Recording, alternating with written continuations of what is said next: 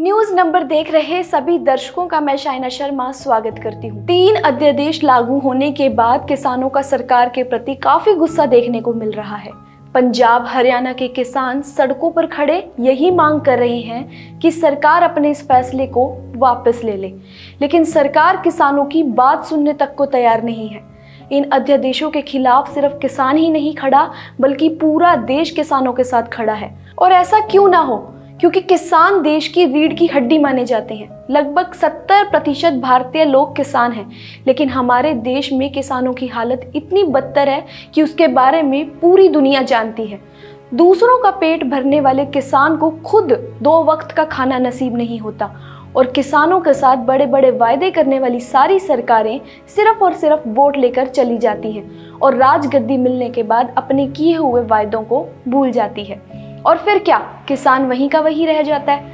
लेकिन अगर हम बात करें अमीर देशों की, तो अमीर देशों में पहले से ही इस तरह के अध्यादेश लागू हैं, लेकिन वहाँ भी ये कामयाब नहीं मानी जाती।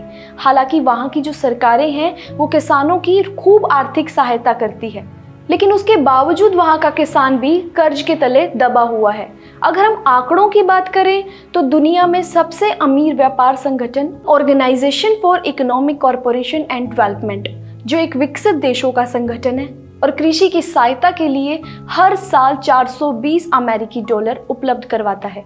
2014 के फार्म बिल, जिनके तहत आने वाले 5 सालों के लिए कृषि सब्सिडी का बजट प्रावधान करती है, इसके अनुसार आने वाले 5 साल के दौरान अकेला अमेरिका 489 बिलियन डॉलर यानी 98 बिलियन डॉलर हर साल की कृषि सब्सिडी किसानों को उपलब्ध करवा रहा है।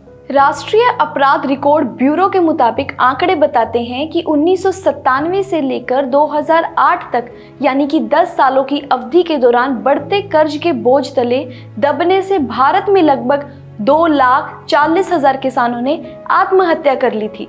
और दूसरी तरफ 1995 से लेकर 2008 तक अमेरिका में किसानों को सरकार की तरफ से लगभग 13 लाख करोड़ रुपए की कृषि सब्सिडी दी जा रही थी।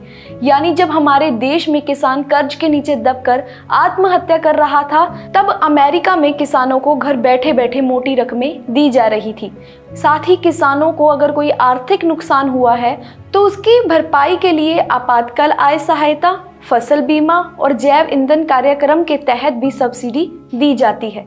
1995 से 2005 के बीच फोर्ब्स की 400 सबसे अमीर अमेरिकियों की सूची के 50 सदस्यों को कम से कम 6.3 मिलियन डॉलर की सब्सिडी फसल बीमा के रूप में दी गई थी। कई यूरोपीय देशों में खेती से अर्जित औसत आय अर्थव्यवस्था के अन्य सभी अवयवों की औसत आय से काफी ऊपर है।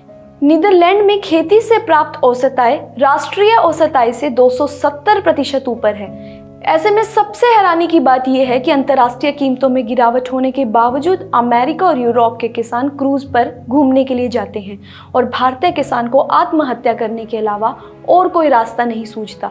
आपको जानकर हैरानी होगी कि उत्तरी यूरोप देशों में सरकार किसान को परिवार के साथ यूरोप में कहीं भी 1 महीने की छुट्टी मनाने के लिए सब्सिडी देती है। सरकार की तरफ से इतना करने के बाद भी वहां किसान भारी कर्ज में डूबे हुए हैं।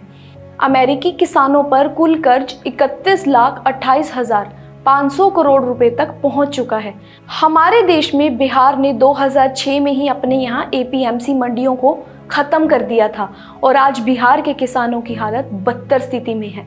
सरकार का तर्क है कि खुले बाजार के प्रोत्साहन से भंडारण की बेहतर व्यवस्था को बढ़ावा मिलेगा। इससे किसानों को फसलों की उचित कीमत मिलेगी और आवश्यक चीज़ों की किल्लत भी नहीं होगी।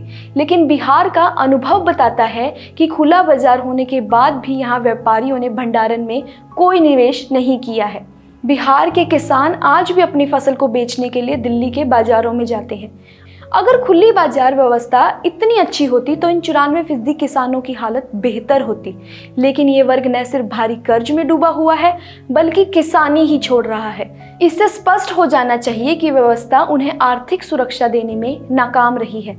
केंद्र सरकार का कहना है कि APMC मंडियां खत्म नहीं की जाएंगी और किसान अपनी फसल यहां भी बेच सकेंगे, यानी किसान MSP का लाभ APMC मंडियों में उठा सकते हैं, लेकिन बाजार में मूल्य ज्यादा होने पर वे अपनी फसल वहां बेच सकेंगे। इससे हर हाल में किसानों का फायदा होगा।